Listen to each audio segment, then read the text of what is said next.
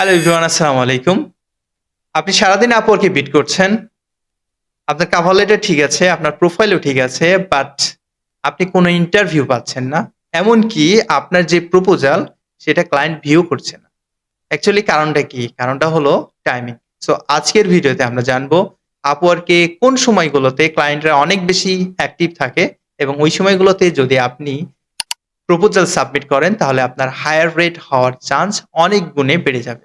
চলুন শুরু করা যাক। প্রথম টাইম স্লট হলো ভোর ৫টা থেকে সকাল ১০টা। এই সময়টাতে ক্লায়েন্টরা বেশি অ্যাক্টিভ থাকে যারা ইন্ডিভিজুয়ালি কাজ করে।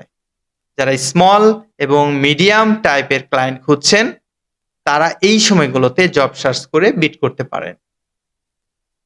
দ্বিতীয় টাইম স্লট হলো সন্ধ্যা ৬টা থেকে রাত ১১টা।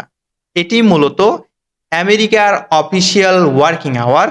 তাই যারা হাই টিকেট বা বিগ বাজেটের লং টার্ম প্রজেক্টের কাজ করতে চান, তাদের জন্য এটি পারফেক্ট সময়।